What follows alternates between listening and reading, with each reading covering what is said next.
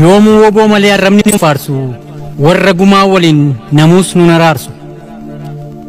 Sanyii yartuu miti Oromoon galaana humna daangaa eegus ni qaba waraana lafeesaan daangaa biyyaa eegu woboo lubbuu laatee nurraa kaasu ceeku. Atis yaa ololtu dhiisi lakkii woboon wobii keenya hirraan qabnu shakki.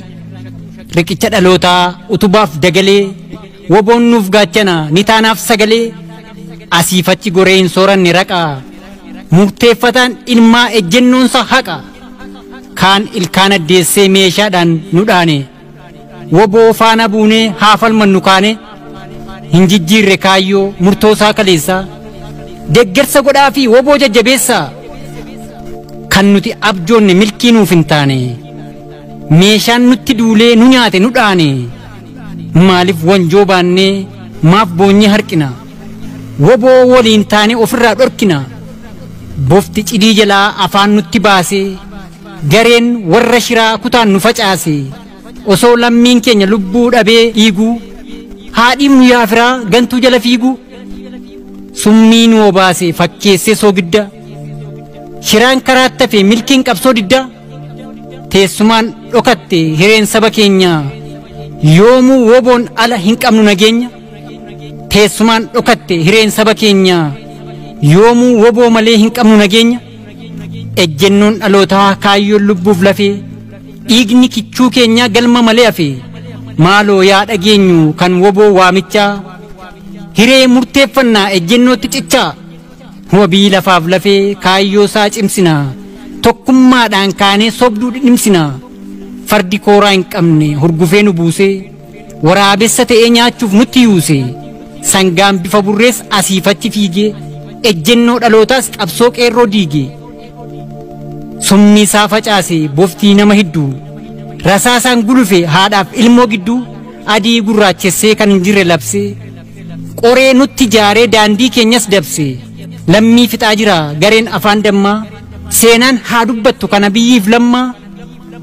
Maaliif nu baachisu harqota garbummaa ni mirkaneeffannaa mirga abbaa biyyummaa. Itti fufaa jiru ajjeechaaf saamicha woboo jabeessinaa dhaga'a waamicha. Obsaan riphe malee Oromoon galaana kutaattiin waamu sadarkaa gadi aanaa. Lubbuusaa dabarsee kan nuuf eegu karraa woboo jabeeffachuun yaa Oromo arra. Atis yaa dhalootaa jabeeffadhu diddaa duras dhiiga keeti kan dhaamse abidda. Sareen ulaa ormaa maaliif nutti duta osoo guutuu qabnuu hin soorannu kuta. Akkamiin jiraanna waa meeqa fakkaacha waan qabnuun haa goonu woboodhaaf gumaacha. Utubaa qabsoo kee jabeessi dagalee saba keefis ta'e dubbadhu sagalee. Gantuus addaan baasaa kan nu gidduu fiigu sobanii ololaan kutaatti nu diigu. Ofirraa deebisaa jedhaa lakkii hin qabnu woboorraa nuti yoomuu shakki. Atis of gaafadhu yaa abbaa qabeenyaa haqa keef dubbata woboon siif nageenya jedhee kichuun keessan kanan siniif dhaama. Hiree murteeffannaaf woboon isin waama. Ofirraa buqqisuuf teessuma abaarsaa cina haa dhaabbannu haa goonuuf gargaarsa. Woboon wobii keenya umni akka galaanaa lubbuusaa nuuf laatee ejjennoo olaanaa. Dhiisaa dubbii kutaa adaadaa feessuma gadaatu nu bulcha maal goona teessuma. Haqni dubbii kana kanan siniif dhaamu Oromiyaan biyya kutaatti nu waamu. Haqni dubbii kana kanan siniif dhaamu Oromiyaan biyya kutaatti nu waamu. Kichuu irraa.